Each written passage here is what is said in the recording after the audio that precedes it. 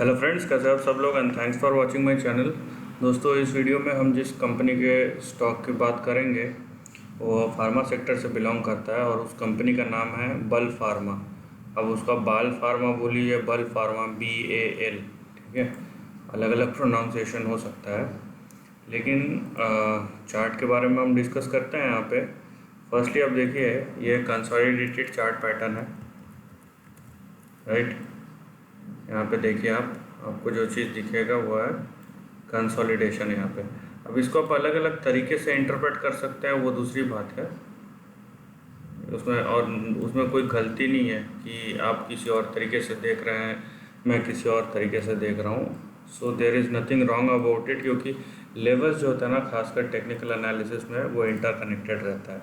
यहाँ पे देखिए, आपका जो इमीडिएट सपोर्ट आएगा वो आएगा अराउंड 31 के पास, ठीक है। और 31 और ये लाइन के नीचे अगर ट्रेड करता रहा तो यहाँ पे देखिए आप, यहाँ पे 14 रुपये तक जा सकता है। वहीं ऊपर के लेवल में आप देखिए, आपका ऊपर का जो बड़ा सब रेजिस्टेंस है वो आएगा 115 पे, 115। तो यहाँ पे आप एक चीज़ देखिए कि यहाँ पे जो रेंज है वो ज़्यादा बड़ा नहीं है, ठीक है। यहाँ पे देखिए, नीचे का आपका 14 है, यहाँ पे बीच में सपोर्ट, बीच में अटका हुआ है ये, और इंटरमीडिएट सपोर्ट 31 है, ऊपर जाएगा तो 115। सबसे पहली बात समझ लीजिए, कोई भी नेट रैली तभी शुरू होगा जब वो ये 171 प्राइस के ऊपर सस्टेन करेगा, उससे पहले नहीं होगा, ठीक है। क्योंकि ये लास्ट गया था 2015 में 170 तक, तो जब तक ये प्राइस पार नहीं करता और 171 के ऊपर सस्टेन नहीं करता तब तक ऊपर नहीं जाएगा। नाउ यहाँ पे एक चीज़ देखिए आप कि अभी ये तो हो गया, चलिए कंसोलिडेशन की बात, ठीक है। सो अगर हम ये एक्सपेक्ट करते हैं कि कंसोलिडेशन ब्रेकआउट हुआ ऊपर की तरफ तो क्या, ठीक है। अभी का तो रेंज फिक्स है, नीचे गया तो यहाँ तक, ऊपर गया तो यहाँ तक। हाँ, 14 के नीचे गया तो फिर तो यहाँ पे 6 रुपये, 2 रुपये कहीं पे भी जा सकता है, लेकिन वो सिनारियो हम कंसिडर नहीं करेंगे, जो प्राइस है उसको कंसिडर करेंगे। सो यहाँ पे देखिए आप, अगर ब्रेकआउट हुआ 171 के ऊपर और सस्टेन हुआ तो कहाँ तक जा सकता है। और ये लॉन्ग टर्म चार्ट है, तो जाहिर सी बात है जो ट्रेंड्स होंगे वो मल्टी ईयर। यहाँ पे देखिए, आप यहाँ पे सिंपली बना सकते हैं, ठीक है। इस टाइप का एक ट्रेंड यहाँ पे डेवलप हो सकता है, राइट। यहाँ पे देखिए ट्रेंड डेवलप हो सकता है, इस टाइप का कुछ ट्रेंड बनेगा। तो अगर ऐसा हुआ और ये 171 के ऊपर सस्टेन किया इस लाइन के ऊपर, तो जो यहाँ पे ईयरली ट्रेंड है वो इसको 400 से लेके 800 तक ले जा सकता है इसको, ठीक है। ये मैं फिर से बोल रहा हूँ, मल्टी ईयर है।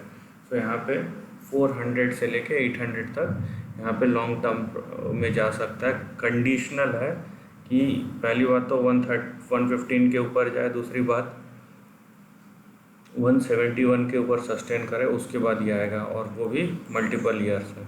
और वो इसलिए मैंने रेंज लिया है एज़ यूजुअल कि प्राइस यहाँ पे भी हिट कर सकता है, यहाँ पे भी हिट कर सकता है। टेक्निकल टर्म में हम ट्रेंड का रेजिस्टेंस देखते हैं, अब कौन सा प्राइस में हिट करेगा वो पता नहीं, इसलिए मैंने पूरा यहाँ से यहाँ तक का रेंज ले लिया।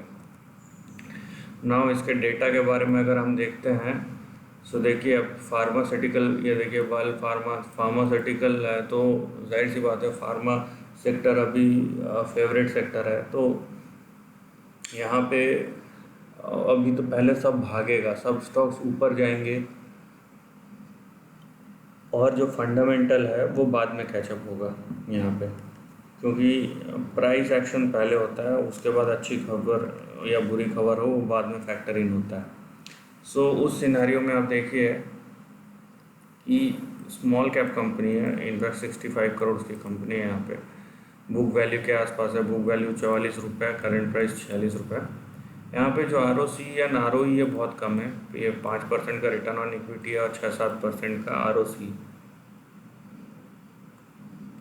इवन जो सेल्स ग्रोथ है वो भी बहुत कम है, क्योंकि इतनी छोटी कंपनी का जनरली सेल्स ग्रोथ बहुत ज़्यादा होता है, क्योंकि इन लोग ग्रोइंग फेज में रहते हैं।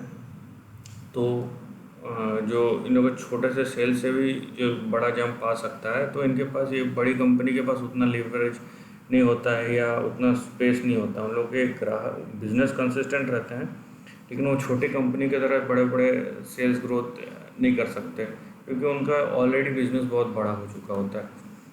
अब उस हिसाब से यहाँ पे कम देखिए ROC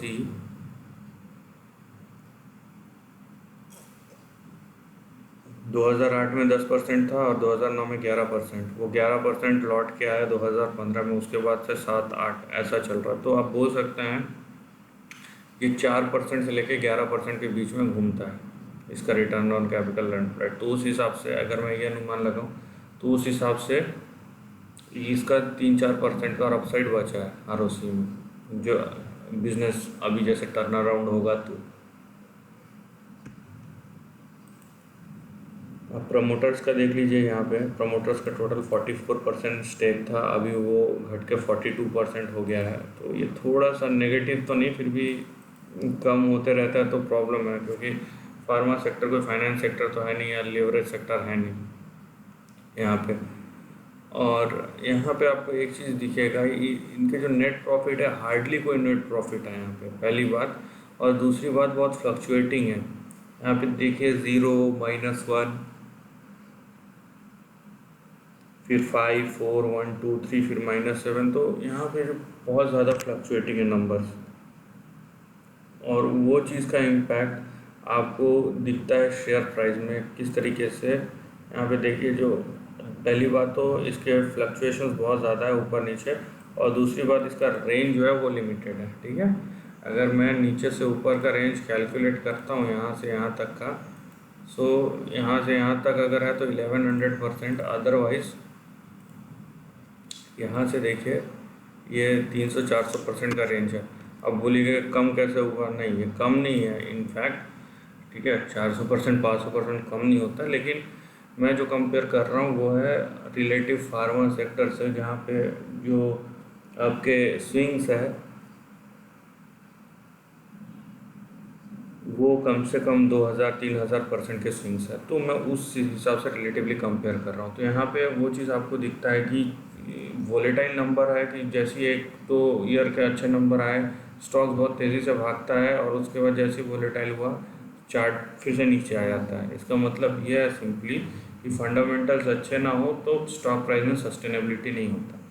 सो ट्रेडिंग चार्ट पैटर्न्स तो एक बात है, और वो ऊपर तक जाएगा भी, नो डाउट। अगर प्राइस ऊपर जा रहा है सबका, तो इसका भी जाएगा। सस्टेनेबिलिटी तभी आता है जब फंडामेंटल का वहाँ पे आपको साथ मिले, और अगर ऐसा नहीं है तो फिर प्राइस वोलेटाइल रहेगा।